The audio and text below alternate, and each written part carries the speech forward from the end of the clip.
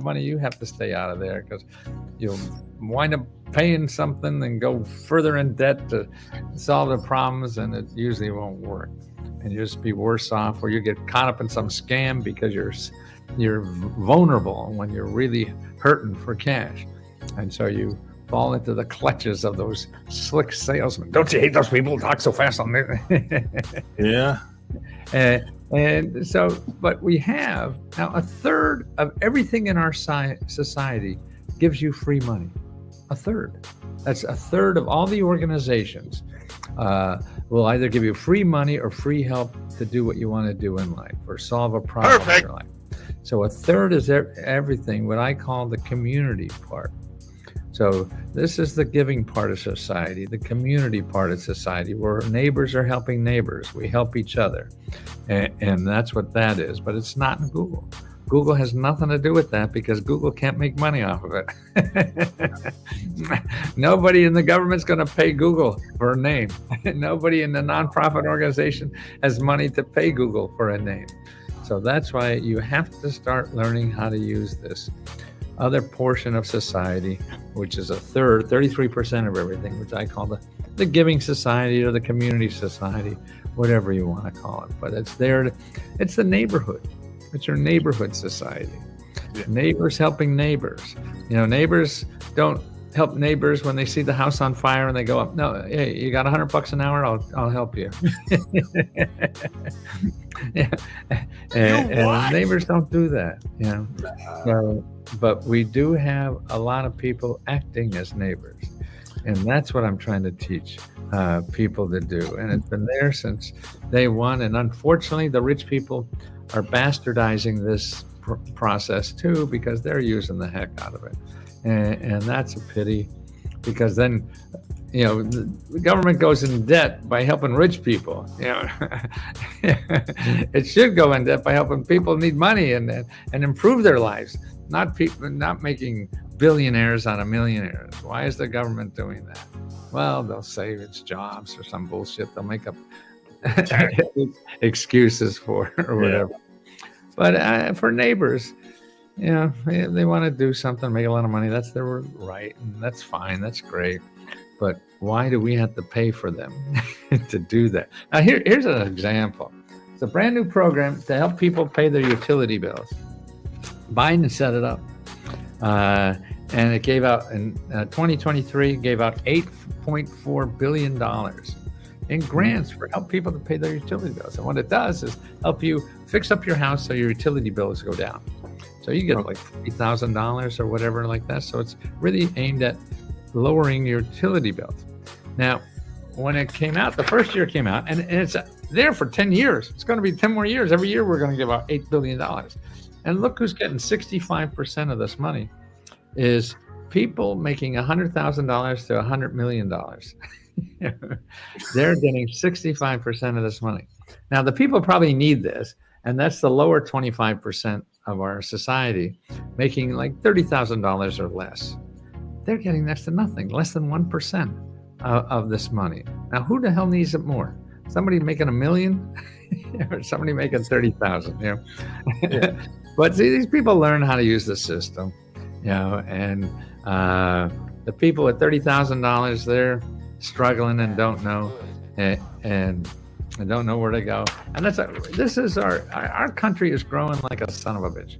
Okay, now this is what they call the GNP, gross national product. Okay, and so from 1980 to 1925 or 1923, it just keeps growing. But here's how the income is distributed. This is interesting. Oh boy. Yeah. Okay. You smell this coming. Right? Yeah. Oh shit. Okay. Back in 1980, look at 90% of the lower income. 90%. That's almost everybody. 90% on down. They got 70% of all the wages. And back then, the top 10% got 30%. Okay. Now you go fast forward down to 2023, and look what's happened. The bottom 90% is losing. The top 5% is winning. So, 90% of us are getting a smaller piece of the pie every year. It keeps going and going. And the bottom of the top 10% are getting a bigger piece of the pie. Now, but we're the richest country, okay? Mind you that, because we got data to prove that. We make more millionaires than anybody else in the country. We have 25 millionaires, 25 million of them. China has like 6 million, and Japan 3 million. UK is about 3 million. So we're the greatest in creating millionaires, but we're also the greatest in creating poor people. Yeah. This is a graph of just the percentage of poor people in the developed countries. So not the poor countries. This is about 30 developed countries, and we're number one of percentage of people living in poverty, like 17% or more. And no one else is near that. I mean, the average is like 7 to 10% around there. We're like double the average of creating more people. So we create more millionaires and more poor people, man. So we're number one, aren't we? Yeah. So people are slipping down and going fast. Now I'm trying to teach people where to go if you're on that 90%, which is quite a population, right? Are you able to go online now? I could show you a website. Yeah. Okay. Here's a nonprofit website that is very good for people struggling in some way or want to get money to get a better life. Findhelp.org. Help.org.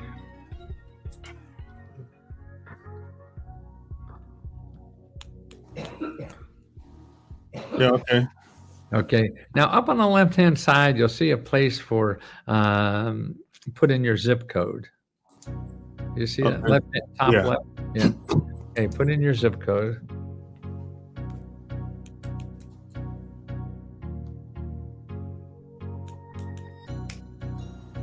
Okay. You see a number, like how many organizations you found? 2,295. So that means there are 2,295 organizations in your zip code that give out free money and free services. Oh shit! Oh shit! Nobody knows that. No, I didn't even know that. I know. And you're going to Google and finding 2 billion people that want to take your money. Yeah. And here's 2,000 people want to give you money. Yeah. It's crazy. I mean, we're sleepwalking here. Yeah, I think a lot of people are so busy. Exactly. Being busy, they don't even they don't realize. They're busy being busy. Yeah, stressed, overworked. They don't really have time to think about anything else. Exactly. You're absolutely right. And that's why trying to get people to stop and listen. What you're doing and what you think is right is wrong. Oh, yeah. And if you go up to that search bar on the left again, put in a topic like rent. So it'll, for any situation, let's go to example like rent. Right. Okay. I'll tell you. Okay. Emergency. Well, a lot of stuff popped up. Okay. Does it say how many items there are there? Look up on top of the list. 63. Yeah. So you have 63 people, organizations where you live that help you pay rent. Oh, now, they all aren't for you, and there's no guarantee anyone would be for you, but that's what they do. That's all they do is they're the people you talk to. You don't talk to anybody in Google. You start calling each and every one you can until you find one that is right for you. But the other thing about why calling it is so important is because it helps you identify. They could identify other programs that you could use for rent that aren't even in the zip code that you put in. You know what I mean? I mean, these people help people with rent problems every day. That's all they do. Okay. So they're going to know stuff you and I would never know and know how to do or any of that stuff. So it's important, that you talk to people. Don't think that you just go online and fill out an application. That's another trap. Yeah. And we're all lazy. So we wanted to do lazy and that ain't going to happen. You have to talk to people to get to the right place.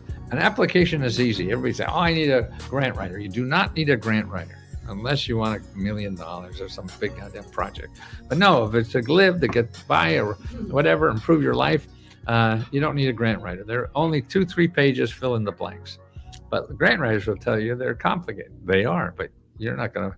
They're not for you. The easy ones are for you. And anyway, don't get a grant writer until you see the application. You're getting a grant writer. Most people don't have an application. The hard part of this process is finding the right application, and that means using only websites that end in .org or .gov, and then talking to people.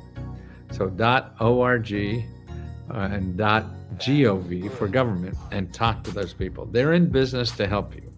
Where they're your community, they're your neighbors trying to help you, and that's what they get paid. They already get paid. They don't need money from you, and all they're there is to help you.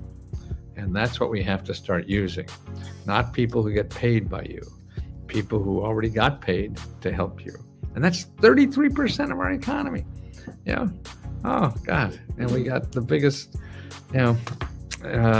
poverty level in the developed world. I just beat my head against it. Doesn't make any sense, right? I know. Absolutely.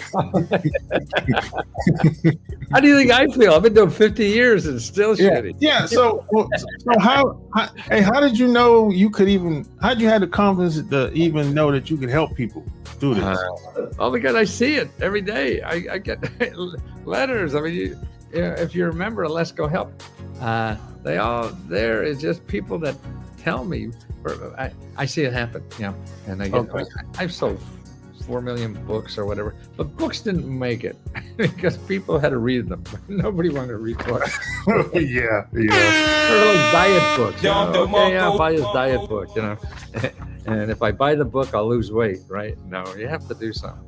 Yeah. So my books are like that too. I sell millions and millions of books, but now I'm helping more people than ever before because it's a community. I started my own community about people helping people get government grants. So all the people that help other people get government grants. And here's the letters I get like this. I would like to tell people in Illinois to call the HUD number for questions. I finally became proactive and called on Thursday, and I reached a call center. I was pleasantly surprised when I had a very nice lady that took the time I needed to get the information about the 203K program. I wouldn't have known about what this lady said